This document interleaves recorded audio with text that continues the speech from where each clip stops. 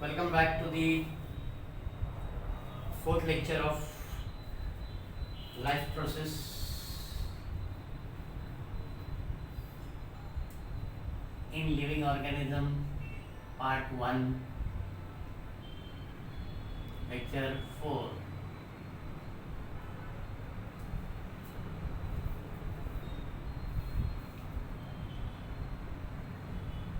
ठीक है.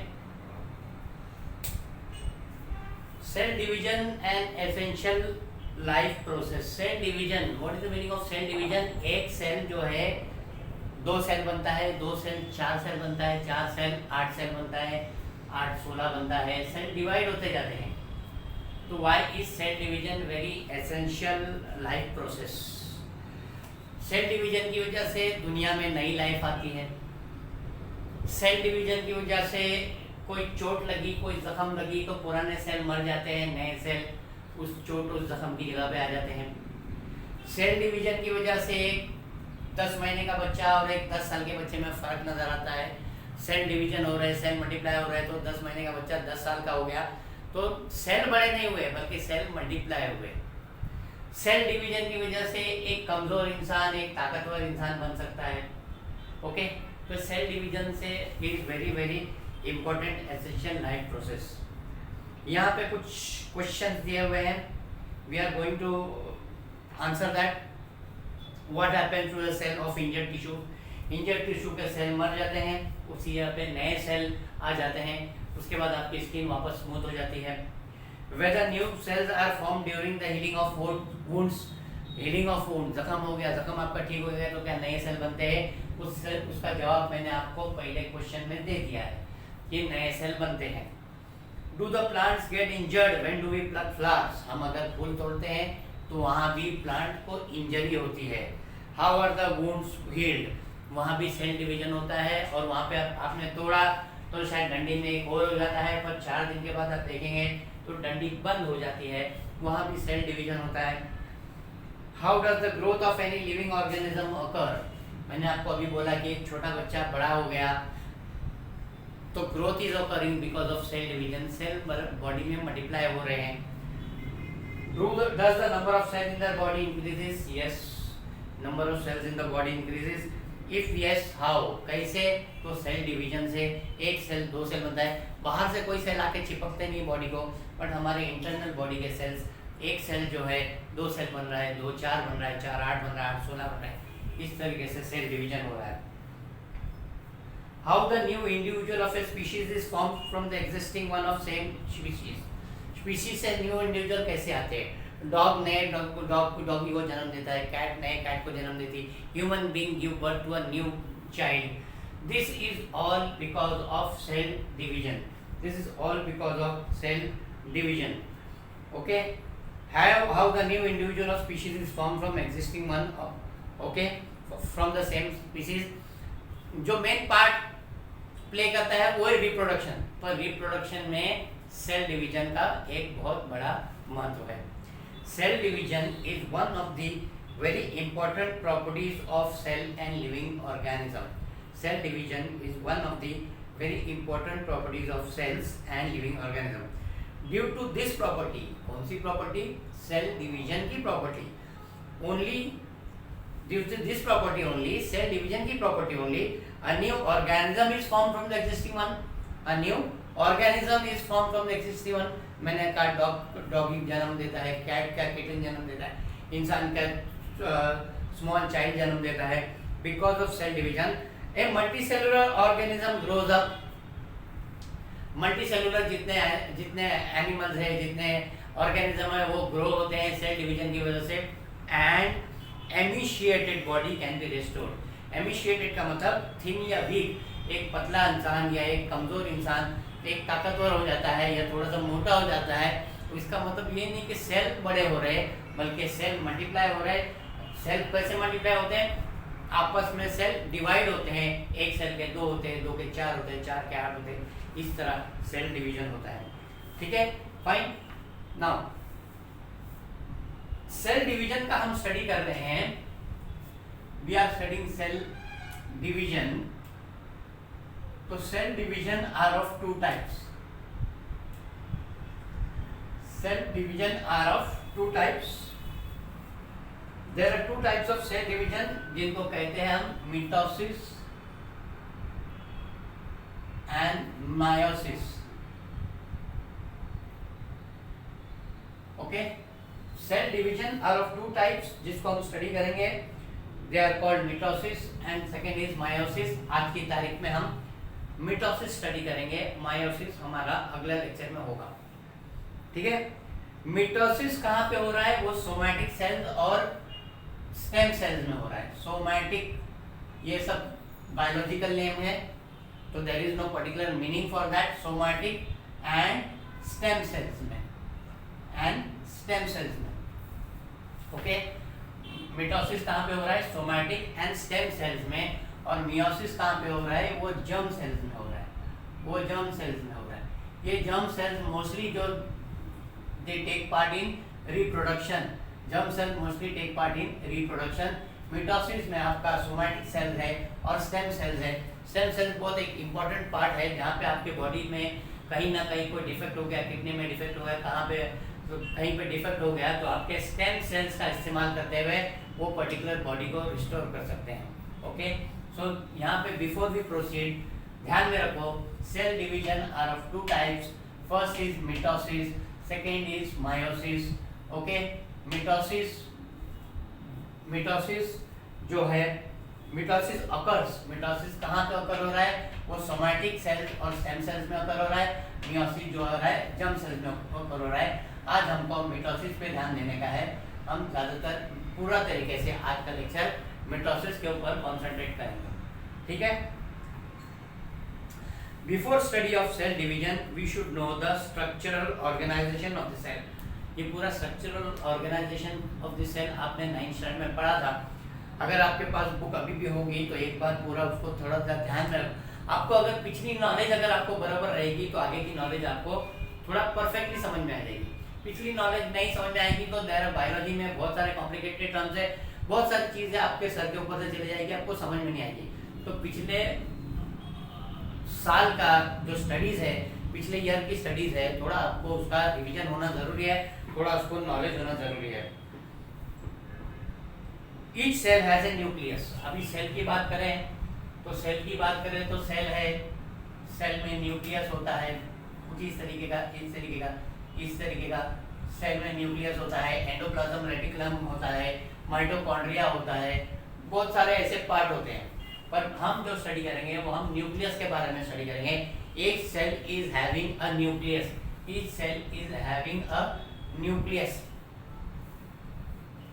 Each cell has a nucleus beside other cell organelles are also present.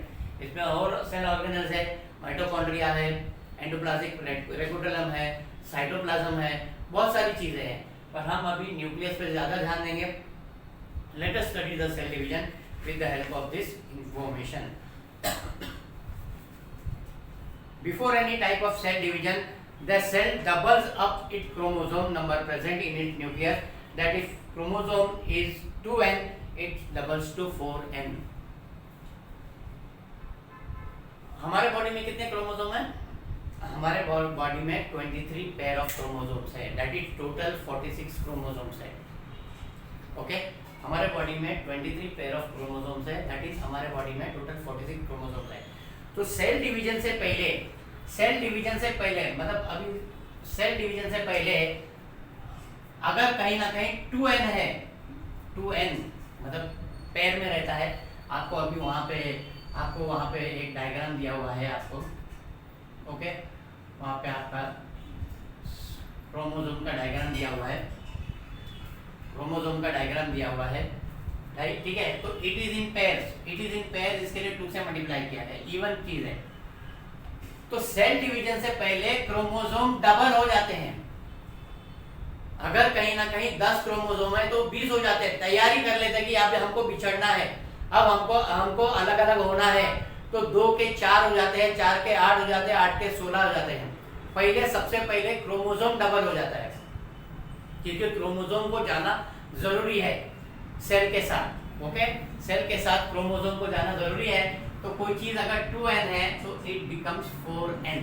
कोई चीज अगर 2n है तो इट बिकम्स 4n. अगर कहीं ना कहीं एक सेल में अगर 20 क्रोमोसोम है तो सेल डिवीजन अभी होने वाला है, सेल डिवीजन होने से पहले वो 20 क्रोमोसोम कितने हो जाएंगे, 40 हो जाएंगे। ठीक है, वो 20 क्रोमोसोम 40 हो जाएंगे क्योंकि वो 20 यहीं पे रहेंगे और 20 दूसरे सेल में चले जाएंगे। ठीक है, इस तरह हमारे बॉडी के सेल में 46 क्रोमोसोम है, तो जैसे ही सेल डिवीजन होने वाला है तो 46 क्रोमोसोम कितने हो जाएंगे, वो हो जाएंगे 92 क्रोमोसोम्स, वो हो जाएंगे 92 क्रोमोसोम। 46 क्रोमोसोम इसमें रहेंगे और 46 क्रोमोसोम नए सेल में जो डिवाइड होके जाएंगे उसमें नए सेल में जाएंगे। तो हम ये स्टडी करने वाले हैं सेल किस तरह डिवाइड होके, एक सेल किस तरह डिवाइड होके दो सेल बनता है, कितने स्टेप्स है उसमें, वो सारी चीजें हम स्टडी करेंगे। ठीक है, तो before any type of cell division the cell doubles up its chromosome number present in the nucleus, that is if chromosome number is 2n it is doubled up to 4n। यहाँ पे आपको एक shape दिया हुआ है, shape of the chromosome दिया हुआ है, give the names of it. यहाँ पे अभी ये बड़ा वाला आर्म रहता है, ये छोटा वाला आर्म होता है, इसको पी आर्म बोलते हैं, इसको क्यू आर्म बोलते हैं। ओके, ये पी आर्म है, ये क्यू आर्म है, इसको बीच में सेंटर में जो जॉइंट है इसको सेंट्रोमियर कहते हैं। ओके, एंड देन यहाँ पे इसके साथ कुछ थ्रेड लाइक स्ट्रक्चर अटैच्ड है, उसको डीएनए कहते हैं। फाइन, और यहाँ पे दो पार्ट है, यहाँ पे दो पार्ट है, इसको आप देखेंगे तो ये दो पार्ट है,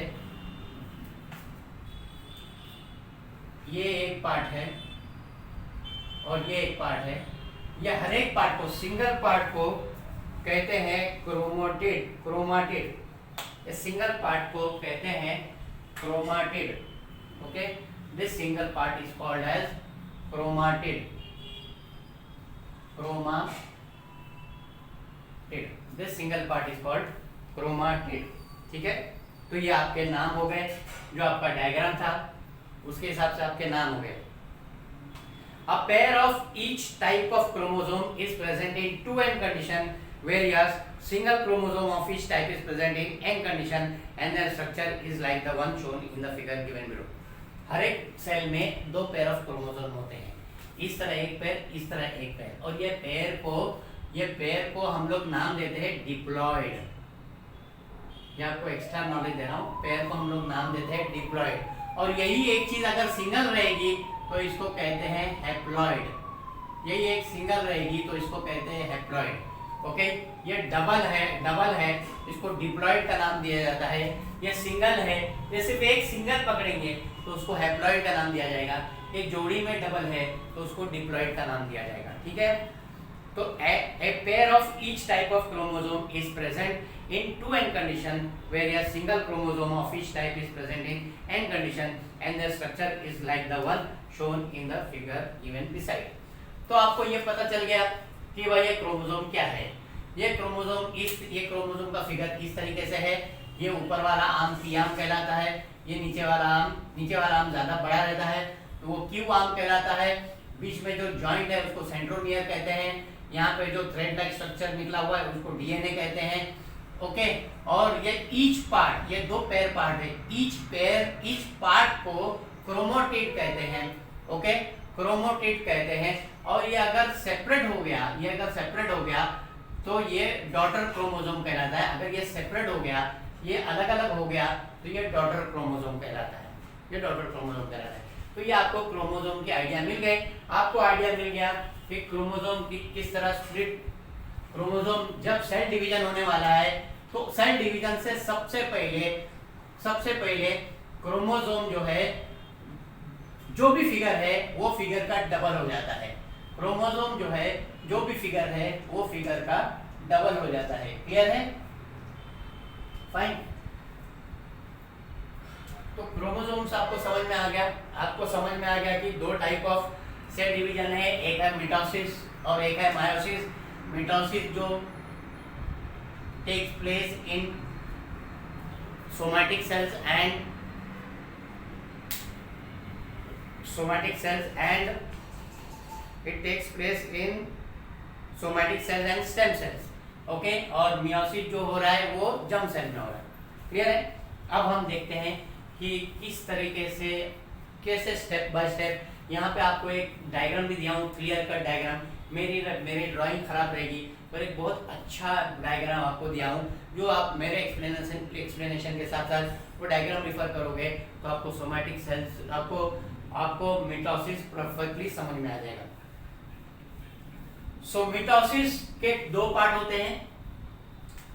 मिटोसिस के दो पार्ट होते हैं। सबसे पहला पार्ट है दैट इज कार्योकाइनेसिस।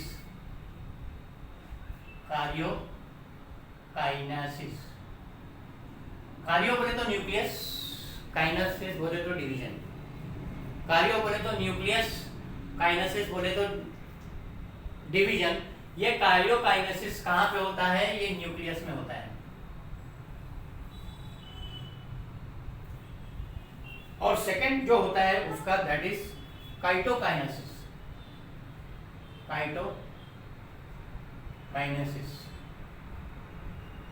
ये takes part in cytoplasm. Cyto लिया हुआ है, साइटो से, और काइनेसिस बोले तो डिवीजन। ठीक है, तो mitosis takes place in somatic cells and stem cells divided by mitosis. Mitosis is completed through two main steps. Those two steps are karyokinesis, which is taking part in nuclear division, and cytokinesis या cytokinesis, which is taking place in cytoplasm division. Okay, karyokinesis is completed in 4 steps. Cytoplasm is completed in 4 steps. मैंने उसका first name दिया हुआ P, that is prophase, M that is metaphase, A that is anaphase, and T that is telophase. Okay, prophase, metaphase, anaphase and telophase. ठीक है, आपको chromosome का diagram ध्यान में आ गया होगा। क्रोमोसोम का डायग्राम ध्यान में रखो बराबर से। ठीक है, इन प्रोफेज, पहले वाला prophase, in prophase condension of basically thread like chromosome starts. अभी क्रोमोसोम जो है ना कुछ इस तरीके से गुंथा हुआ पूरा ये ऐसे रहता है। ठीक है, ये एकदम उलझा हुआ रहता है, जैसे आपके पतंग का मांझा जैसा रहता है, वैसे गुंथा हुआ रहता है। ठीक है, तो अब ये सीधा होने लगता है, ये कुछ इस तरीके से। अभी मांझा दिया आपने, आप क्या करते हो, मांझा इधर लपेट के इस तरीके से आप सही बनाते हो। तो ठीक है, तो सबसे पहले वो सही बनना चालू हो जाता है।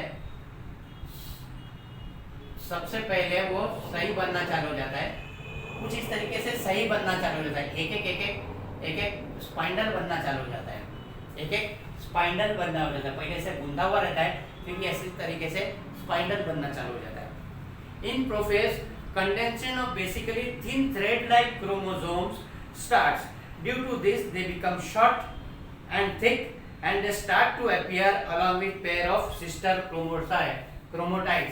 उसके बाद यहाँ पे दिखता नहीं है, पर यहाँ पे सिस्टर क्रोमोटाइड्स, दो क्रोमोटाइड्स इस तरह मैंने बताया था अभी आपको यहाँ पे। ठीक है, ये एक पार्ट क्रोमोटाइड है, ये दूसरा क्रोमोटाइड है, इसके लिए इसको सिस्टर क्रोमोटाइड, शायद मैंने वहाँ पे नाम आपको डॉटर क्रोमोटाइड दे दिया होगा। तो ये सिस्टर क्रोमोटाइड दिखना चालू हो जाता है। पहले इस तरीके से रहता है क्रोमोसोम, जब वो स्प्लिट होने वाला है, जब वो सेल डिवीजन होने वाला है, तो कुछ इस तरीके का वो बनना चालू हो जाता है। Centrioles duplicate and each centriole move to opposite poles of the cell. Cell में सेंट्रियोल भी होता है। ओके, सेल्स ये तो आपका क्रोमोसोम्स है। ओके, और कहीं ना कहीं सेंट्रियोल है यहाँ पे, ये सेंट्रियोल क्या करते हैं, ये सेंट्रियोल ऑपोजिट साइड में मूव होना चालू रहता है। यहाँ पे सेंट्रियोल मूव होना चालू रहता है। ये यहाँ पे सेंट्रियोल ऑपोजिट पोल्स पे मूव होना चालू हो जाते हैं। Centrioles duplicate and each centriole move to opposite poles of the cells. Nuclear membrane and nucleus start to disappear. ठीक है, अभी मान के चलो कि यहाँ पे मान के चलो कि यहाँ पे न्यूक्लियर मेम्ब्रेन है,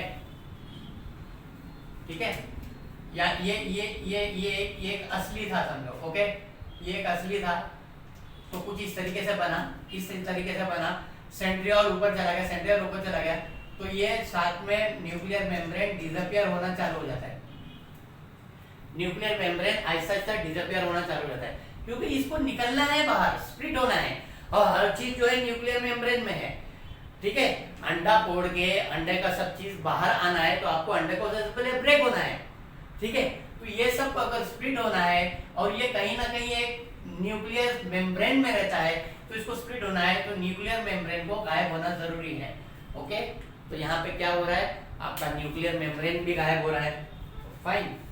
एक बार वापस उतना अच्छा पैराग्राफ में वापस रिपीट कर दूं, in prophase condition of basically thin like chromosome starts, due to this they become short and thick and they start to appear along with their pair of sister chromatids, centrioles, ये centrioles duplicate and each centriole move to opposite poles of the cells.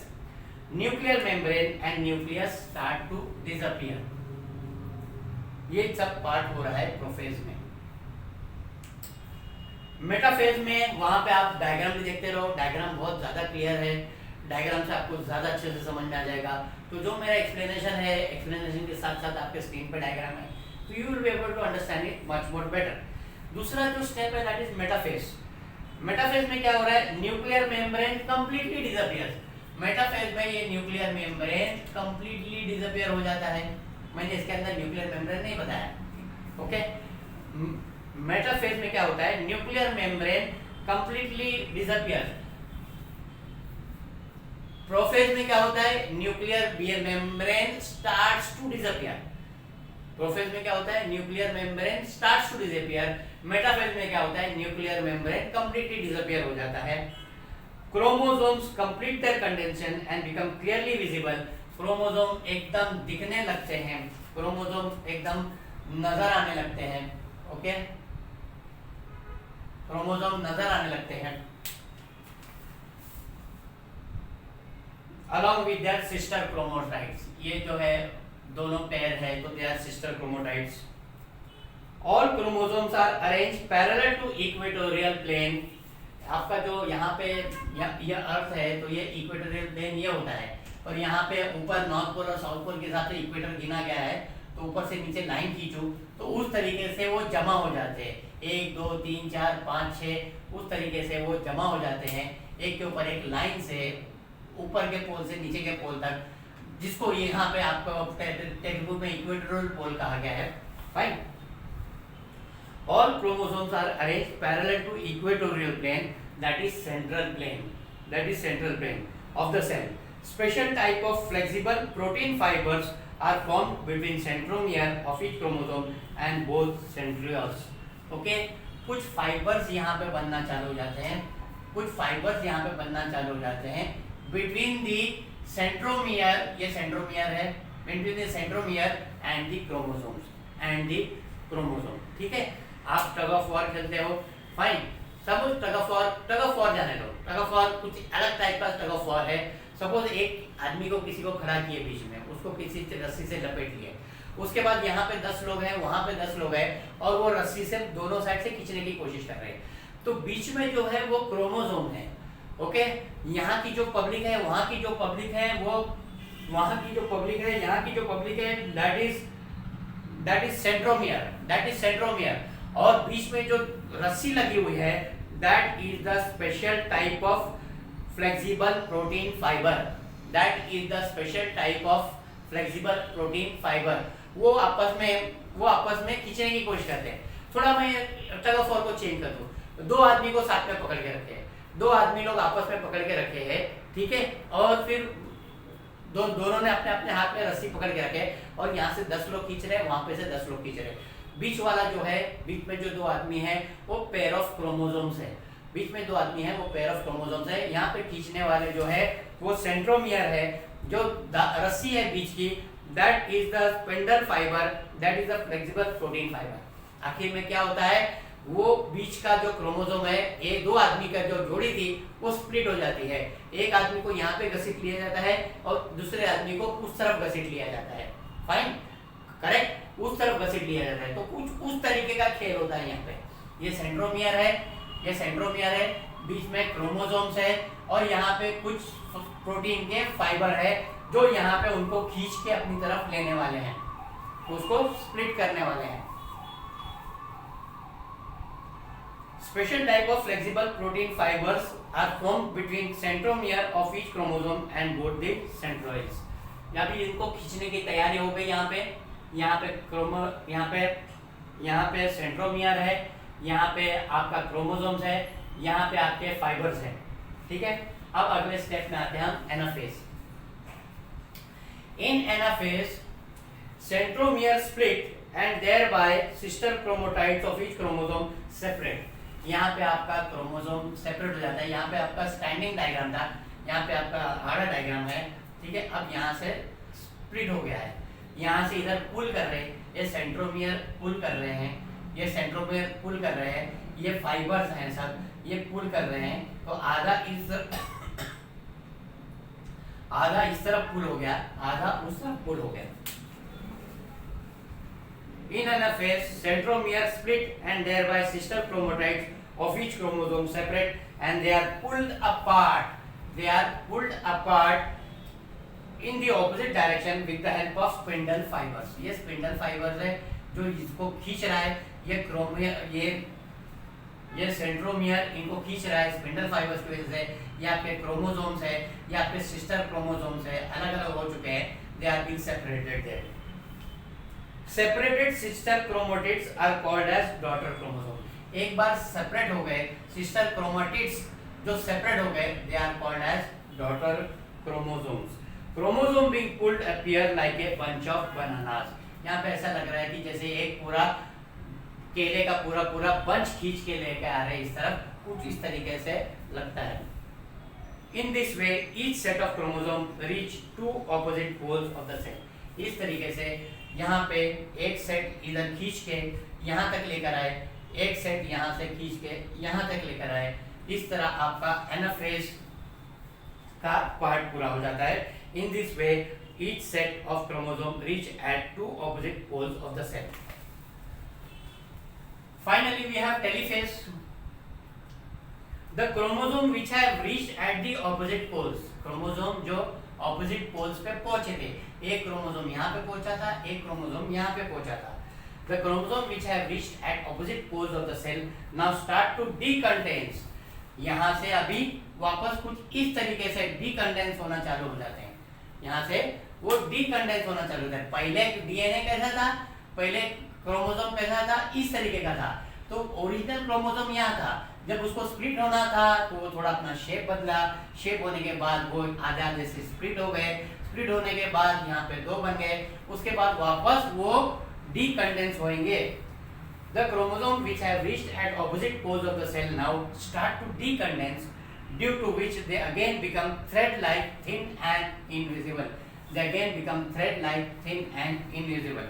Nuclear membrane is formed। यहाँ पे nuclear membrane मिट गया था, यहाँ पे nuclear membrane मिट गया था। अब वापस यहाँ पे न्यूक्लियर मेम्ब्रेन फॉर्म होना चालू हो गया। यहाँ पे वापस न्यूक्लियर मेम्ब्रेन फॉर्म होना चालू हो गया। Nuclear membrane is form. यहाँ पे देख लो, ये आपका न्यूक्लियर मेम्ब्रेन बना दिया गया है यहाँ पे। ओके, इस तरीके से न्यूक्लियर मेम्ब्रेन बना दिया गया है। Nuclear membrane is formed around each set of chromosome reached at poles. Thus two daughter nuclei are formed in the cell। Two daughter nuclei are formed in the cell। Nucleolus also appears in each daughter nucleus। Spindle fibers completely disappear। ये जो spindle fibre था, ये spindle type था, spindle मतलब लपेटा हुआ, ये अभी इस तरीके का डीकंडेंस फाइबर बन गया। स्पिंडल फाइबर डिसअपियर हो जाता है, डीकंडेंस फाइबर वापस आ जाता है। Fine. In this way karyokinesis completes and ये आपका फर्स्ट पार्ट कार्योकाइनेसिस जो न्यूक्लियस में पार्ट हो रहा है, न्यूक्लियस में टेक प्लेस हो रहा है through prophase, through metaphase, through anaphase and through telophase. ये आपका कंप्लीट हो गया। दो डॉटर सेल बन गए। अभी 2 डॉटर सेल बन गए, ठीक है। अब आपका सेकेंड पार्ट जो है वो चालू होगा, दैट इज साइटोकाइनेसिस। साइटोकाइनेसिस का एक छोटा स्टेप है खाली, फाइन। किस तरीके से होता है वो? इन दिस वे कार्योकाइनेसिस, कार्यो न्यूक्लियस, काइनेसिस डिवीजन, ओके। तो न्यूक्लियस में जो डिवीजन होता है that is called karyokinesis. Cytokinesis, cytoplasm का शॉर्ट है, काइनेसिस बोल लो डिवीजन। अब साइटोप्लाज्म में जो डिवीजन हो, साइटोप्लाज्म का जो डिवीजन होगा that is called cytokinesis. The cytoplasm divides by cytokinesis and 2 new cells are formed which are called as daughter cells. In this process, a notch is formed at the equatorial plane of the cell which depends. अब यहाँ पे कहीं ना कहीं कुछ इस तरीके का ये बना है ना, ये बना है तो कुछ इस तरीके का बना हुआ है, ठीक है, ओके। यहाँ पे 2 डॉटर सेल्स है, यहाँ पे 2 डॉटर सेल्स है, ठीक है। तो अब क्या हो जाता है, ये कुछ इस तरीके का बनना चालू हो जाता है। यहाँ पे 2 डॉटर सेल्स है, यहाँ पे 2 डॉटर सेल्स है, ये सेपरेट हो जाता है। नॉच बनने के बाद ये सेपरेट हो जाता है। यहाँ पे एक डॉटर सेल्स है, यहाँ पे एक डॉटर सेल्स है, कुछ इस तरीके से सेपरेशन हो जाता है। आप कभी आटा गूंद लिए, फिर आपको उसको लोई बनाने के लिए आप क्या करते हैं, उसको अच्छे से उसको स्प्लिट करने के बाद उसको तोड़ते हैं बीच में से। तो एक नॉच बनाने के बाद जो बनता है दैट इज कॉल्ड एज काइटोकाइनेसिस, ठीक है। आपको वहां पे आपके पेज नंबर 19 पे 2.79 का डायग्राम दिया हुआ है, किस तरह वो स्प्लिट हो रहा है। The cytoplasm divides by cytokinesis and 2 new cell are formed which are called as daughter cells. In this process, a notch is formed at the equatorial plane of the cell. हमने बोला था equatorial plane of the cell ये बनाया था, तो यहाँ से ये नॉच बन गया और ये पार्ट इधर अलग हो गया, ये पार्ट इधर अलग हो गया और 2 नए सेल बन जाते हैं। In this process, a notch is formed at the equatorial plane of the cell, which deepens gradually and thereby 2 new cells are formed. Deepen gradually and thereby 2 new cells are formed. However, in case of plant cell, instead of notch, a cell plate is formed exactly along the midline of the cell, and thus cytokinesis is completed. ये तो notch किस में हुआ, animal cell में हुआ। आपने आटे की लोई को अच्छे से बीच में से प्रेशर करके उसको तोड़ दिया। वही आटे की लोई को आप छुरी लेके काट रहे हो और फिर अलग कर रहे हो, तो एक प्लेट से काट रहे हो, एक ब्लेड से काट रहे हो, कोई चीज लेके उसको सेपरेट कर रहे हो। जो वो प्रोसेस आप कर रहे हो वो प्लांट में होता है, हाथ से उसको सेपरेट किए, पतला करके तोड़ दिए, वो एनिमल सेल में होता है। छुरी से बीच में से काट के उसको सेपरेट किए, वो प्लांट सेल में होता है। तो प्लांट सेल में प्लेट इस्तेमाल हो जाती है। However, in case of plant cells, instead of notch, a cell plate is formed exactly along midline of the cell, and thus cytokinesis is completed. Mitosis is essential for growth of the body. Besides, it is necessary for restoration of emaciated body. Emaciated वापस thin body, weak body की बात हो रही है। उसको thin को मोटा करना, weak को strong करना। मिटोसिस ये काम करता है, सेल डिवीजन काम करता है। वुंड हीलिंग, कोई जख्म हो गया तो खराब सेल जो है वो डिस्ट्रॉय हो जाते हैं और इसी जगह पे न्यू सेल फॉर्म हो जाते हैं। Formation of blood cell formation के लिए काम आता है मिटोसिस, ठीक है। तो this was your mitosis in short. Try to go through the lecture 1 or 2 times, try to differ the diagram. बहुत अच्छा आपको डायग्राम दिया मैंने, तो you will be able to understand properly. Next lecture में हम मायोसिस लेके इस पर्टिकुलर एक्सरसाइज, इस पर्टिकुलर चैप्टर को कंप्लीट कर देंगे। Thank you very much.